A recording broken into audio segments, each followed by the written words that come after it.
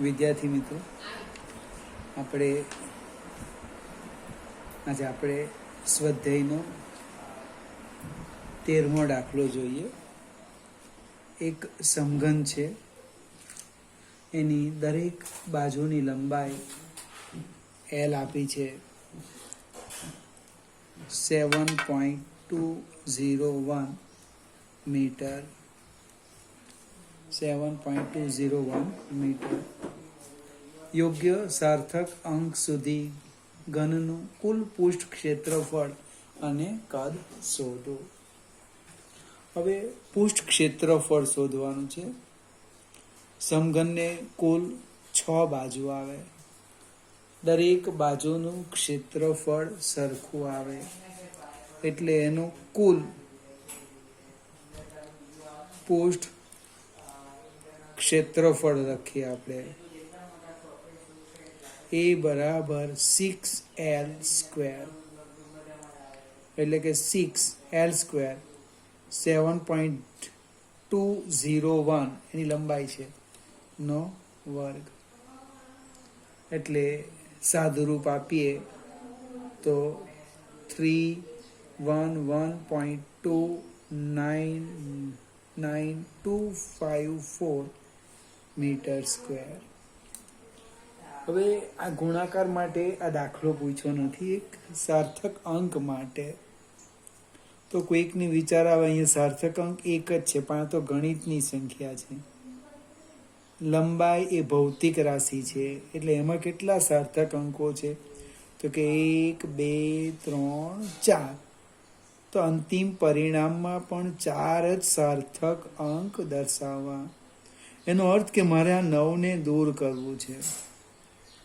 9 એ 5 કરતા મોટો, એટલે આને જો દૂર કરવો હોય તો આગળની સંખ્યામાં 1 ઉમેરો, એટલે કે 311.3 મીટર સ્ક્વેર.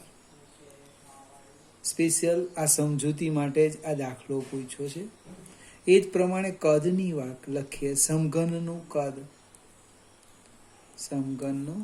કદ વોલ્યુમ ફોર V L3, એટલે કે 7.201 આખાની ઘાત 3. એટલે કેલ્ક્યુલેટરનો ઉપયોગ કરો તો 373.71454 મીટર ક્યુબ. કદાચ મારી ભૂલ પણ હોય છે, ચેક કરી લેજો. 71454 મીટર ક્યુબ. હવે ગુણાકાર કે ભાગાકારમાં શું થાય? જે સંખ્યામાં લઘુત્તમ સાર્થક અંકો હોય એટલા દર્શાવવાના. મને અહીંયા પણ ગુણાકાર હતો, x સ્ક્વેર x ગુણ્યા x, લંબાઈ ગુણ્યા લંબાઈ. અહીંયા પણ ગુણાકાર છે અને કેટલા સાર્થક અંકો છે? 4. અને 1, 2, 3, 4. એટલે આની અંદર આપણે 4 જ બતાવવાના. એનો અર્થ કે આટલો ભાગ કાઢી નાખવાનો. હવે જે અંક દૂર કરવાના એ 1 છે, 5 કરતા નાનો છે, એટલે આગળના અંકમાં કોઈ ફેરફાર થશે નહીં. એટલે આમ લખાય 373.7 મીટર ક્યુબ. આ થોડી કાળજી રાખવાની, આવું એકાદ ઓબ્જેક્ટિવ પૂછી પણ કાઢે. આજે હતો એ લગભગ 13મો દાખલો છે. આ 13મો. સેજ આગળ જઈએ. 14મો એક્ઝામ્પલ મજાનો છે.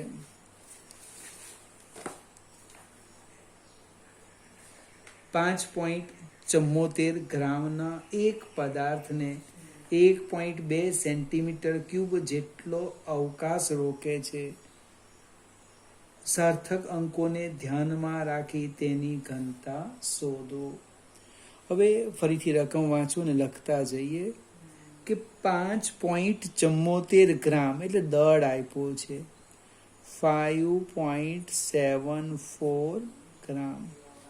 હવે આ જે પદાર્થ છે એ પદાર્થ કંઈક લખ્યું છે અવકાશમાં, અને એ પદાર્થ અવકાશમાં 1.2 સેન્ટીમીટર ક્યુબ જેટલી જગ્યા રોકે છે.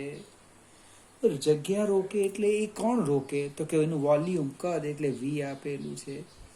પ્રશ્ન છે એની ઘનતા શોધો. હવે ઘનતા એટલે શું ખબર હોવી જોઈએ ભાઈ. તો કે ઘનતા ઘનતા બરાબર દળ ભાગ્યા કદ. કેટલીક વખત ઘનતા વિશે સરસ ઉદાહરણો આવે. કેટલાક કવિ એક વાક્ય બોલે, મને એ જ સમજાતું નથી શાને આવું થાય છે. લાકડું ડૂબી જાય અને લોખંડનો ટુકડો તરી જાય. અને પછી કોઈ દિવસ સમજાવીશ તમને ચર્ચા. એને કોઈ ઘનતા સાથે લેવા દેવા છે. ચલો આપણે સંજ્ઞા લખીએ, એટલે કે રો બરાબર m/v. કિંમત છે મૂકી દેવ m. 5.74 ડિવાઈડ બાય 1.2 એટલે એનો જવાબ આવશે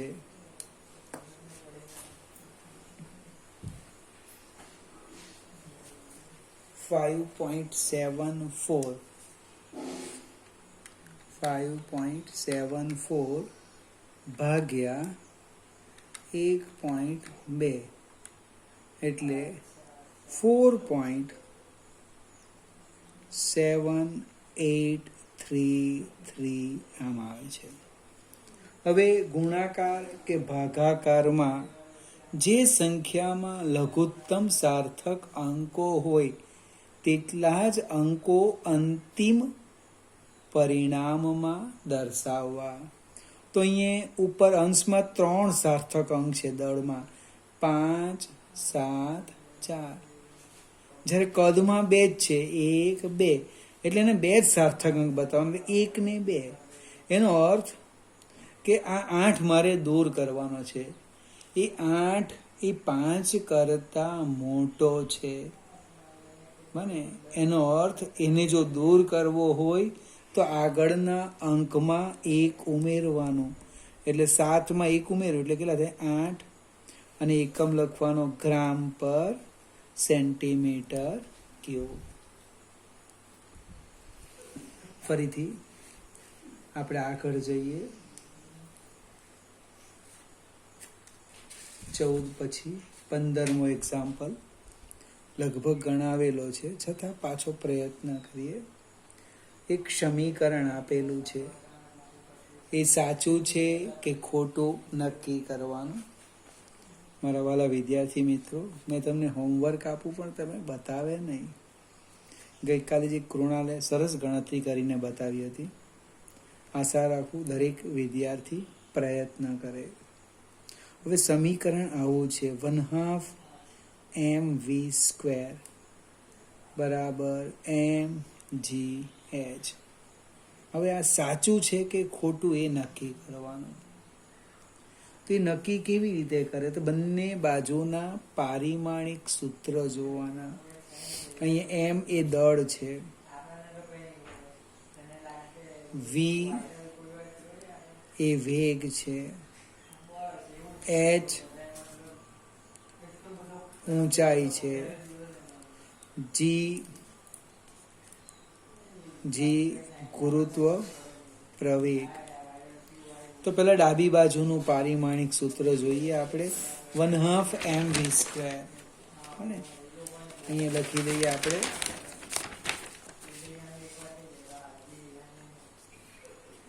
ડાબી બાજુનું પારિમાણિક સૂત્ર, એટલે કૌંસમાં લખી દે 1/2 mv². 1/2 સંખ્યા છે, રવા દેવું. m એટલે દળનો, m એટલે દળ, કિલોગ્રામ, માસ, એટલે m1. વેગ અંતર ભાગ્યા સમય, મીટર પર સેકન્ડ, L1 t-1 આખાનો વર્ગ. ફરીથી પારિમાણિક સૂત્ર, એટલે 0 હું લખતો નથી, L0 t0 એ 1 થઈ જાય. એમ એ દળ છે, દળ એટલે માસ, એની ઘાત 1 એટલે 1 લખ્યું. વી વેગ, અંતર ભાગ્યા સમય, મીટર પર સેકન્ડ એટલે L1 T-1, એનો વર્ગ છે તો વર્ગ લખી દીધો. સાદું રૂપ આપીએ 1/2 M1 1 ગુણ્યા 2 એટલે 2 T-2 સમીકરણ 2. હવે જમણી બાજુનું લખવાનું. જમણી બાજુનું પારિમાણિક સૂત્ર. જમણી બાજુનું પારિમાણિક સૂત્ર MGH. M એટલે દળ, દળ એટલે M1. G ગુરુત્વ પ્રવેગ, પ્રવેગ મીટર પર સેકન્ડ સ્ક્વેર.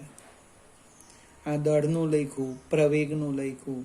H ઊંચાઈ, ઊંચાઈ અંતર લેન્થ L1.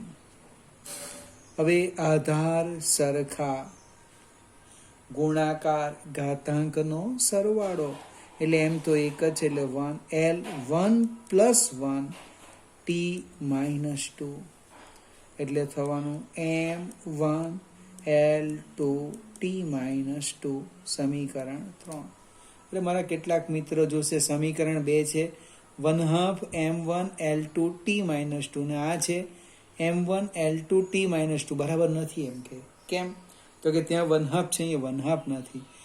એમાં આપણે નહીં પડવાનું. સહગુણકમાં આપણે માત્ર જોવાનું M L અને T ની ઘાત. અને એ બંનેમાં ઘાત કેવી છે? સરખી છે. પારિમાણિક સૂત્ર એક સરખા છે. બને એટલે ડાબી બાજુનું લખી દઈએ. ડાબી બાજુનું પારિમાણિક સૂત્ર બરાબર જમણી બાજુનું પારિમાણિક સૂત્ર એટલે કે સમીકરણ 1 પારિમાણિક દ્રષ્ટિએ સાચું છે. આ પ્રકારના લગભગ 2 મેં શીખવેલા, 3 કે 4 ઘરેથી આપેલા. તમને કદાચ યાદ નહીં હશે, પાછો પ્રયત્ન કરજો. આગળ જઈએ. ચોપડીમાં જે 16મો એક્ઝામ્પલ છે એ જાતે ગણી લેવાનો. સમીકરણ ચેક કરવાના છે ખરા છે કે ખોટા, એટલું જ. 17મો જોઈએ. 17મો એક્ઝામ્પલ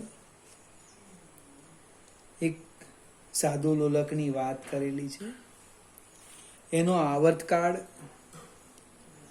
સાદા લોલકની લંબાઈ, ગુરુત્વ પ્રવેગ અને દળ પર આધાર રાખે. સાદા લોલકનો આવર્તકાળ આવું લખેલું છે. લોલકની લંબાઈ, દળ અને ગુરુત્વ પ્રવેગ પર આધાર રાખે. ભાઈ આધાર રાખે પણ કેવી રીતે?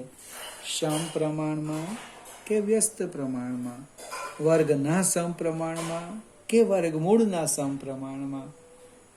અને એટલે ઘણા બધા સંબંધો છે, ગણી ન શકાય એટલા.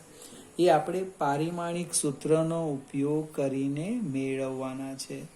એટલે હું અજ્ઞાત રાશિ લેમ. આવર્તકાળ કેપિટલ T બને, ચલે છે. લંબાઈ L ની ઘાત A, દળની ઘાત B અને G ની ઘાત C.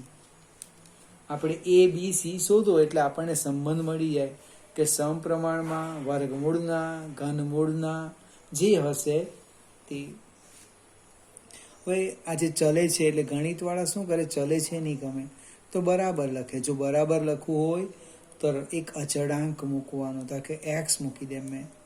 L A M B G C સમીકરણ 1. X એ અચળાંક છે. મને સમપ્રમાણતાનો અચળાંક. હવે સમીકરણ 1 પારિમાણિક દ્રષ્ટિએ સાચું છે. હું લખું છું અહીંયા જો. સમીકરણ 1 પારિમાણિક દ્રષ્ટિએ સાચું છે. હવે કોઈક મિત્રને પારિમાણિક સૂત્ર નહીં આવડતા હોય તો સાઈડ પર લખી દે છે, એટલે પછી ગણતરીમાં ભૂલ નહીં થાય. અહીંયા લખું છું આવર્તકાળનું પારિમાણિક સૂત્ર. આવર્તકાળનું તો કે T1, બને લંબાઈનું તો કે L1, દળનું તો કે M1, જીનું પ્રવેગ L1 T-2, આવર્તકાળ સમય સેકન્ડ, બને લંબાઈ મીટર લેન્થ L, દળ માસ M, ગુરુત્વ પ્રવેગ મીટર પર સેકન્ડ સ્ક્વેર. હવે આ બધી જ કિંમત લખીએ. સમીકરણ એક પારિમાણિક દ્રષ્ટિએ સાચું છે તો સાચું છે એટલે હું લખું છું આ બાજુ ડાબી બાજુનું પારિમાણિક સૂત્ર બરાબર જમણી બાજુનું પારિમાણિક સૂત્ર. તો કે ડાબી બાજુનું તો કે ટી આવર્તકાળ લખી દેમ M0 L0 T1 ને એકલું T1 લખે તો પણ ચાલે. બરાબર જમણી બાજુ લખે x એ તો અચળાંક છે, L નું L1 એના આખા કૌંસની ઘાત a, M દળ માસ અહીંયા લખ્યું છે M1 એની ઘાત b, g ગુરુત્વ પ્રવેગ L1 T-2 આખાની ઘાત c. હવે કૌંસ છોડવાના છે આપણે, એટલે કે x L ની ઘાત a, M ની ઘાત b, L ની ઘાત c, T ની ઘાત -2c. હવે આપણે ક્રમ યાદ રાખવાનો MLT, એટલે પહેલું M લખવાનું તો કે M ની ઘાત b, પછી L લખીએ તો L ની ઘાત a અને L ની ઘાત c એટલે a પ્લસ c, T ની ઘાત -2c. આ જમણી બાજુ. ડાબી બાજુ શું છે? M0 L0 T1. હવે પારિમાણિક દ્રષ્ટિએ સાચું છે. સાચું છે એટલે બંને બાજુ M L અને T ની ઘાત સરખાવતા, બને બંને બાજુ M L અને T ની ઘાત સરખાવતા. ચાલો ભાઈ બંને બાજુ M L T ની ઘાત આપણે સરખાવી દઈએ તો જમણી બાજુ M ની ઘાત b છે ને ડાબી બાજુ M ની ઘાત 0 એટલે b પ્રાપ્ત થઈ ગયા છે. b બરાબર 0 પહેલું મળી ગયું સમીકરણ.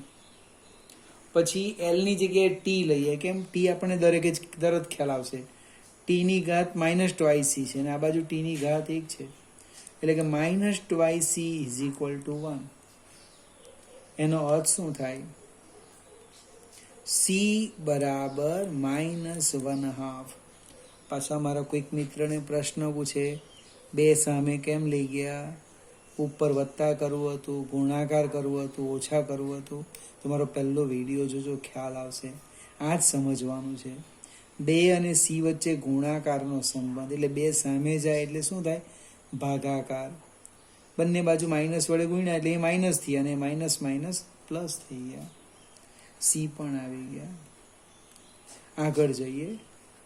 L ની ઘાત સરખાવો L, બને આ આપણે M ની ઘાત સરખાવીએ M, આ L ની ઘાત. હવે આપણે T ની ઘાત છે આ. હવે આપણે L ની ઘાત લેવાના, સરખાવાના. તો આ ડાબી જમણી બાજુ છે a પ્લસ c ને આ બાજુ છે 0. એનો અર્થ a બરાબર -c.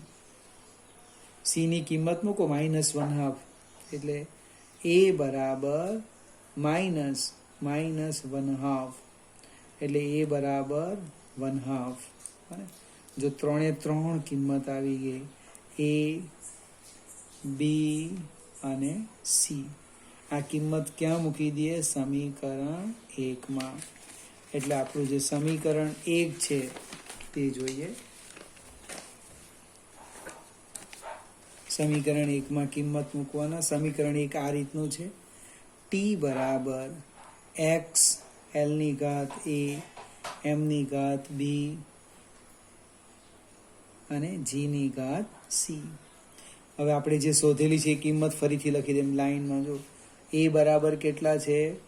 1/2. બી બરાબર કેટલા આવ્યા? 0. અને સી બરાબર -1/2.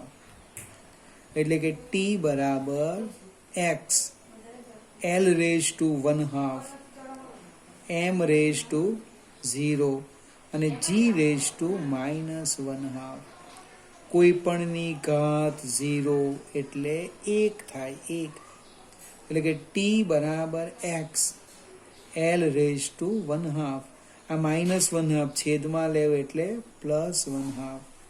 અને અંશનું છેદમાં જાય કે છેદનું અંશમાં જાય તો ઘાતની સંજ્ઞા વત્તા હોય તો ઓછા થાય અને ઓછા હોય તો વત્તા થાય. અને આમ પણ લખાય ટી બરાબર x l by g raise to 1/2. પણ કોઈકને કે મને 1/2 માથા પર લખવાનું નથી ગમતું તો આપણે બીજી રીતે લખીએ, સાઈડ પર લખી દઈએ. ટી બરાબર એક્સ વર્ગમૂળ 1/2 એટલે વર્ગમૂળ એલ બાય જી. હવે આપણો જે પ્રશ્ન હતો એ કયો હતો? તો કે આવતકાળ, લંબાઈ, દળ અને ગુરુત્વ પ્રયોગ પર આધાર રાખે. પણ કેવી રીતે ખબર નહીં હતી. તો આપણે પારિમાણિક સૂત્રનો ઉપયોગ કરી એ સંબંધ મેળવ્યો, એનું સમીકરણ મેળવ્યું કે આવતકાળ એ લંબાઈના વર્ગમૂળના સમપ્રમાણમાં અને ગુરુત્વ પ્રવેગના વર્ગમૂળના વ્યસ્ત પ્રમાણમાં. એ દળ પર આધાર રાખતો નથી. આ અગત્યના છે. આવા પણ મેં તમને લગભગ આપ્યા છે. હવે આપણે ડાયરેક્ટ સ્વાધ્યાય પર જઈએ. પહેલો એક પ્રશ્ન આજે જોઈએ. નાના નાના પ્રશ્ન છે, મજા આવે એવા. સ્વાધ્યાયની વાત કરીએ.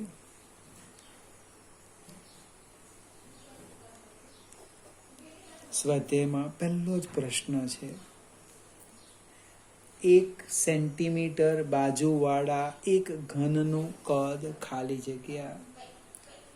હવે લંબાઈ આપી છે 1 સેન્ટીમીટર અને જે કદ માંગ્યું એ મીટરમાં માંગ્યું છે. એટલે કેટલાક મિત્ર અહીંથી લખે 1 સેન્ટીમીટર એટલે કેટલા મીટર. મેં તમને એક દિવસ ફોન કરીને પૂછેલું, ઘણા બધા મિત્ર ભૂલી જતા હતા, પ્રયત્ન કરતા હતા. એટલે 1 મીટર, અહીં રફ કામ કરું છું પાછો, 1 મીટર બરાબર 10⁻2 સેન્ટીમીટર. હવે 10⁻2 સેન્ટીમીટર સાથે ગુણાકારમાં છે. અહીંયા જો મારે 1 જોઈતું હોય તો આને સામે લઈ જાઓ એટલે ભાગાકારમાં થાય. એટલે કે 1 સેન્ટીમીટર બરાબર 1/10⁻2 મીટર. કોઈકને મને છેદમાં લખવાનું નથી ગમતું તો અંશમાં લઈ જાઓ. એટલે કે 1 સેન્ટીમીટર 10⁻2 મીટર. આના માટે પ્રેક્ટિસ જોઈએ. એટલે 1 સેન્ટીમીટર એટલે 10⁻2 મીટર. હવે હું કદનું સૂત્ર લખું, સમઘનનું કદ, તો કે એલ ગુણ્યા એલ ગુણ્યા એલ. કોઈકને વિચારે કે મારે એલ ક્યુબ લખવું છે તો પણ કંઈ વાંધો નહીં, જે લખવું હોય તે.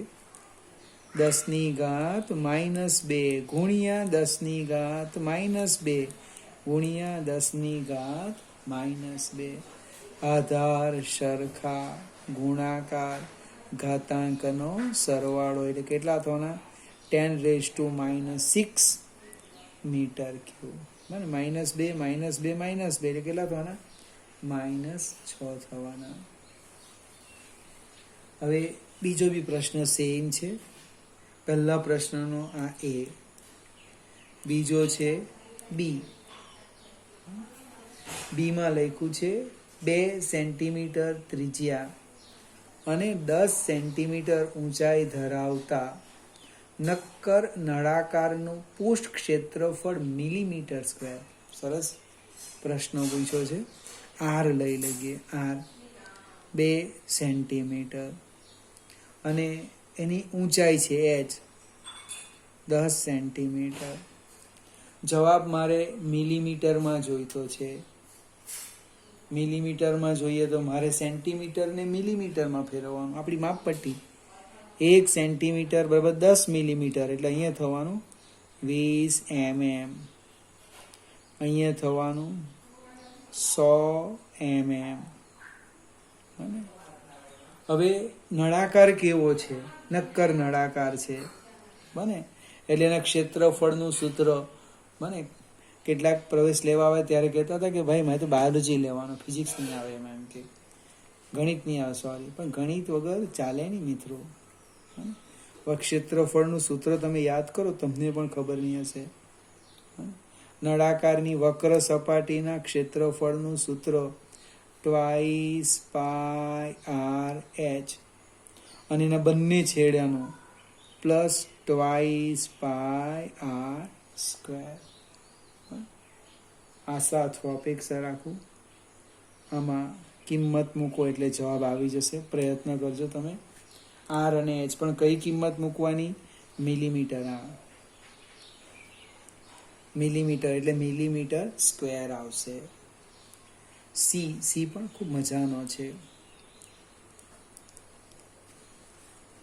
સીમાં લખ્યું છે એક વાહનની ઝડપ લખી છે, ઝડપ વી 18 કિલોમીટર પર કલાક. આવું તો 1 સેકન્ડમાં એ કેટલું અંતર કાપશે એવો પ્રશ્ન છે. પહેલું આપણું કામ છે કિલોમીટર પર કલાકને મીટર પર સેકન્ડમાં ફેરવવાનું. કિલોમીટર પર કલાક છે એને શામાં ફેરવવાના? મીટર પર સેકન્ડ. કેવી રીતે તે જોઈએ. એટલે ઝડપ વી લખી દે.